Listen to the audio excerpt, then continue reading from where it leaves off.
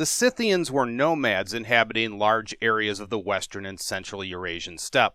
Their culture thrived from about the 10th century BC all the way up until the 3rd century BC. If you take a look at this map, you can see the Eurasian steppe highlighted in turquoise. It stretches over a vast area all the way from the Black Sea to China. The steppe is made up of profoundly different ecological zones: frozen tundras, massive woodlands, and large unforested grasslands. It was in these grasslands where the Scythians began to make a name for themselves, and the wide open areas allowed them to fine-tune their horse breeding. It was the Scythian mastery of the horse that allowed them to control vast stretches of the Eurasian steppe, 2,000 years before Genghis Khan was even born.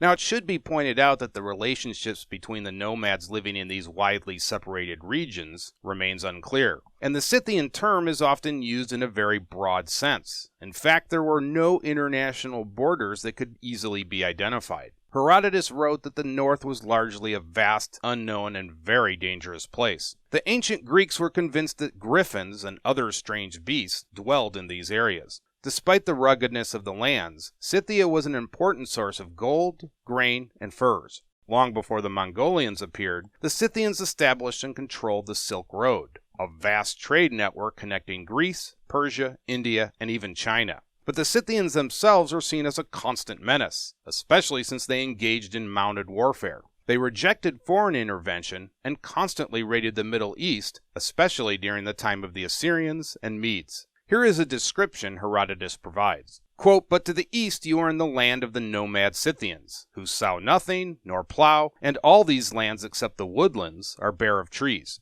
They make it impossible for the enemy who invades them to escape destruction, while they themselves are entirely out of his reach, unless it pleases them to engage with him. Having neither cities nor forts, and carrying their dwellings with them wherever they go, accustomed moreover one and all of them to shoot from horseback, and living not by crops, but on their cattle, their wagons, which are the only houses that they possess, how should these not be invincible and unapproachable? The nature of their country and the rivers by which it is intersected greatly favor this mode of resisting attacks." End quote. Hippocrates also provides an interesting description. Quote, "What is called the Scythian Desert is a prairie, rich in meadows, high-lying, and well-watered, for the rivers which carry off the water from plains are large. There live the Scythians, which are called the nomads, because they have no houses, but live in wagons. The smallest of these wagons have 4 wheels, but some have 6. They are covered in with felt, and they are constructed in the manner of houses, some having but a single apartment,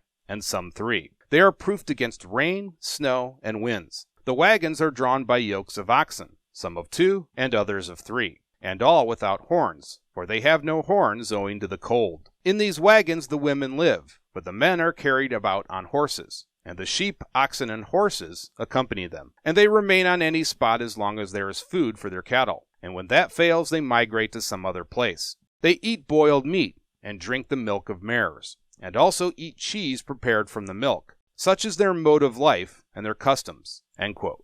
The Scythians consisted of a series of confederated tribes, which was a political entity that regulated the all-important pastures and organized a common defense against foreign invasions. Herodotus also mentions a royal tribe or clan, which dominated the other Scythians. Quote, "Then on the other side of the Garos, we have other parts which are called the royal lands, and those Scythians who are the bravest and most numerous, and who esteem the other Scythians as their slaves." End quote. Archaeology seems to back up this account. Graves have revealed a treasure trove of gold and silver items, which point to a powerful king. Likely Herodotus is describing the Scythians that dwelled in modern-day Ukraine. The Scythians had an interesting custom which I will leave to your imagination. Herodotus writes, quote, "Hemp grows in Scythia. It is very like flax, only that it is a much coarser and taller plant. Some grow wild about the country, some is produced by cultivation. The Scythians take some of this hemp seed, and creeping under the felt coverings, throw it upon the red-hot stones.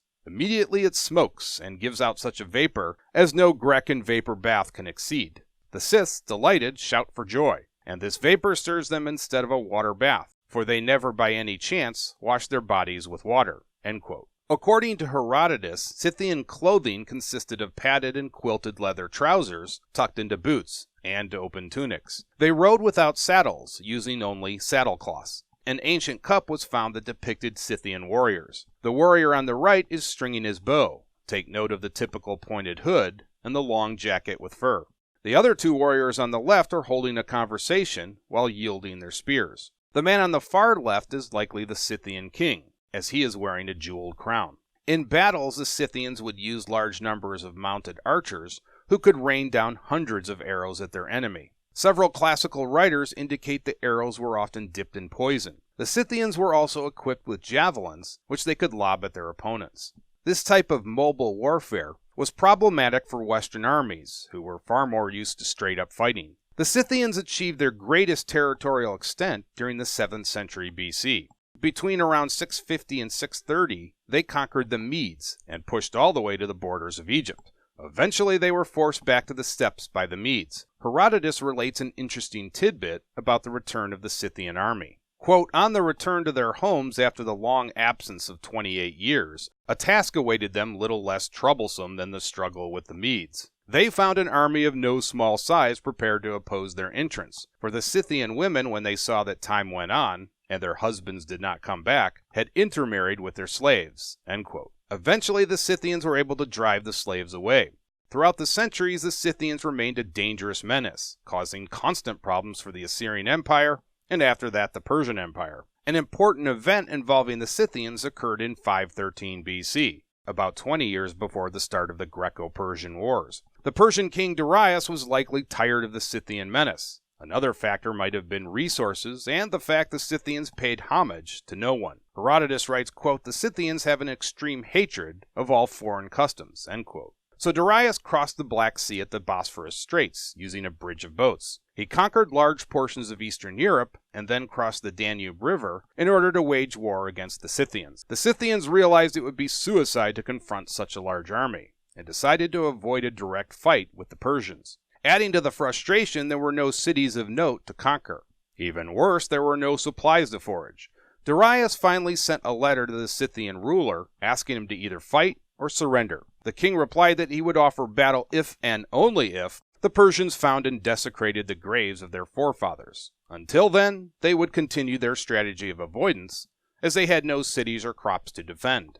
Darius finally had enough and ordered a halt to the expedition in the middle of modern-day Ukraine. Here he built forts and then retreated back to Thrace. The conflict ended in more of a stalemate, with neither side claiming outright victory. Although the classical Scythians largely disappeared by the 1st century BC, Eastern Romans continued to use the term Scythians in order to describe Germanic tribes or mounted nomadic barbarians. Byzantine chroniclers actually distinguished the Scythians from some of the Goths and Huns who followed Attila. Later on, any remnants of the Scythians that remained were absorbed by Slavic populations that migrated into the region around the 5th century AD.